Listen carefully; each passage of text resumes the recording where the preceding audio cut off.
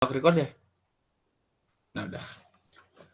Assalamualaikum warahmatullahi wabarakatuh. Perkenalkan, kami dari kelompok Georgi Hawkam dari kelas TTP 305 akan menjelaskan presentasi tugas besar sistem komunikasi optik dengan perencanaan analisis link point to point dari STO Cikole Kota Sukabumi menuju STO Cibadak Kabupaten Sukabumi yang disusun oleh saya sendiri yaitu Farid Effendi Hamdani. Lalu dengan teman saya. Perkenalkan, nama saya Herbano Febrian Hudaya Nuar Putra. Dan perkenalkan, nama saya Rafida Novianto. Nah, di sini kami akan menjelaskan tentang presentasi yang telah kami buat. Yang pertama akan dijelaskan oleh saudara Herbano Febrian. Latar belakang. Pada kesempatan kali ini, kami mengambil sampel dari daerah STO Cibadak menuju STO Cikole, Kota Sukabumi dengan alasan kondisi daerah dan jarak yang sangat strategis. Kondisi lapangan pada daerah STO Cibadak berada pada area pegunungan atau perbukitan, sedangkan kondisi wilayah pada area STO Cikole berada pada dataran tinggi. Oleh karena itu, menurut sisi pandang kami, area tersebut memenuhi syarat dari tugas besar yang kami ambil. Jarak dari STO Cibadak menuju STO Cikole itu berkisar 18 km. Kawasan pada STO Cibadak dan STO Cikole dapat dijangkau dengan sangat baik, karena pada area itu sendiri kondisi wilayah termasuk sangat strategis. Pada pengambilan jarak antara STO Cibadak ke STO Cikole terdapat 4 sungai atau jembatan. Oleh karena itu dipasang secara digantung dan juga ditanam.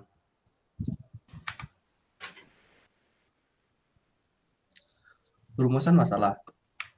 Yang pertama, bagaimana keadaan sekitar pemasangan kabel fiber optik. Yang kedua, apa saja spesifikasi kabel fiber optik yang digunakan dari STO Kota Sukabumi ke STO Cibadak. Yang ketiga, bagaimana rancangan anggaran atau BOQ untuk perancangan link point to point, dan seterusnya.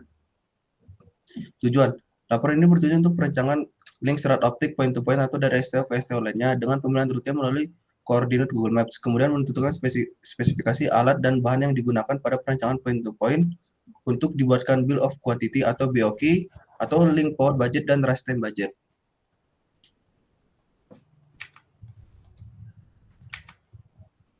Selanjutnya akan dijelaskan oleh saudara Rafida Novianto. Selanjutnya, analisis dan diskusi rute kabel optik dari STO Cibadak sama STO Sukabumi dilewati dengan jalur warna merah. Selanjutnya, dari kondisi lapangannya ada instalasi ditanam dan digantung.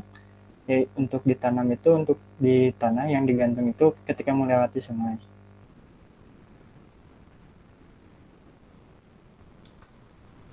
Untuk spesifikasi parameter perancangannya, untuk kabelnya ada jarak link 18 km, untuk serat optiknya 0,35 dB per kilometer, dispersinya 17 PS per kilometer kali nanometer, untuk haspelnya 1 km, untuk pengirimannya TX daya transmisi 5 mW, untuk rest time transmitternya 35, lebar spektralnya 0,1 nanometer, bitrate-nya 2,5 kali 10 pangkat 9 bps. Untuk format modulasinya NRZ dan RZ.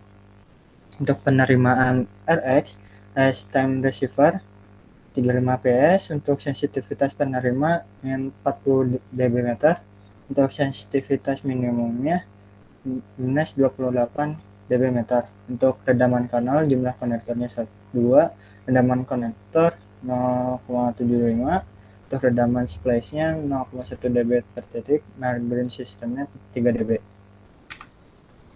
Untuk bill of quality-nya ada beberapa macam, ada 9. Yang pertama fiber optiknya tersendiri, yang kedua photodetector, yang ketiga ada optimizers atau OLS, yang ketiga ada splicing fiber maintenance, yang kelima ada fiber optic strip dot core untuk mengumpas kabel, yang keenam ada OTDR, yang ketujuh ada planing cutter atau cutting tool, yang kedelapan ada adapter, yang kesembilan ada tiang telkom besi dengan tinggi 7 meter dengan total dari keseluruhan alat dan bahan sekitar 423 juta.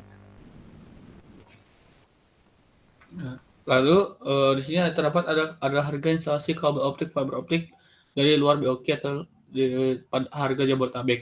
Yang pertama adalah ada jasa galian tanah dengan harga 30.000 per meter, jasa rojok dengan harga 72.000 per meter, ada jasa penarikan kabel fiber optik dengan jasa 9.000 per meter, lalu ada jasa penarikan kabel fiber optik indoor dengan harga 74.000 per core.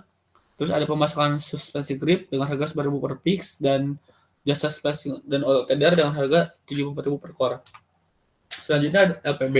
LPB adalah merupakan metode yang melakukan perbandingan pada daya di mana memadukan nilai dari redaman. Nah, kalkulasi pada sistem ini dapat untuk menilai redaman total. LPB tersebut bertujuan untuk menghitung anggaran daya yang diperlukan receiver atau penerima sehingga level daya terima tidak kurang atau dari sensitivitas minimum. Lalu di sini ada pada pemrograman Python kita menggunakan SQRT atau untuk kalkulatornya menggunakan format import log 10 SQRT. Nah, di sini itu sesuai yang telah dijelaskan oleh Saudara Fidan, terdapat panjang link, panjang per Haskell, terus km per nanometer, miliwatt, dan lain-lainnya, bit per second seperti itu ya. Di sini terdapat juga pengiriman TX, receiver TRX. Nah, lalu pada ini ada rumus dari link power budget. Menggunakan rumus ini. Nah, di sini tuh kita masukkan kode-kode yang telah kami ambil dari referensi kami itu di YouTube. Seperti ini. Lalu kita run. Nah, di sini itu total loss-nya itu sepanjang 11,075 dB. Lalu total dari PRS-nya adalah min 8,075. Lalu dari semua yang telah kami buat ini, syarat dari LPB telah terpenuhi. Nah, lanjut ke LPB. Apa sih LPB? Apa sih RTB? RTB adalah sebuah metode untuk menunjukkan batasan dispersi pada suatu link pada syarat optik. Nah, RTB ini akan berpengaruh terhadap bandwidth pada komunikasi syarat optik.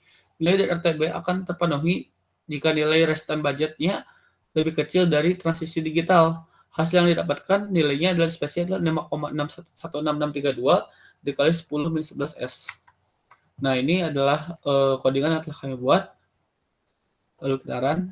Nah, di sini terdapat total RTB adalah 5.1,6672 dan seterusnya. Nah, di sini itu telah memenuhi syarat dari RTB. Dari RTB telah terpenuhi. Selanjutnya, kesimpulan.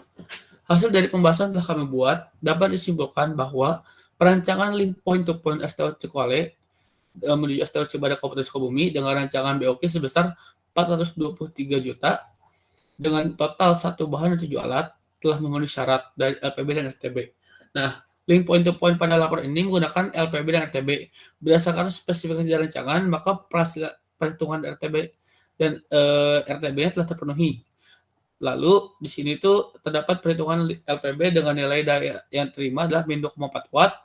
Lalu RTB-nya adalah 5,3 dikali 10 min 11S dan karena ini dispersi yang telah diperoleh lebih kecil dari nilai NRZ maupun nilai RZ, maka RTB-nya juga terpenuhi. Mungkin cukup sekian yang dapat kami sampaikan. Mohon maaf bila ada kesalahan kata. Wabillahi taufiq wal hidayah. Wassalamualaikum warahmatullahi wabarakatuh.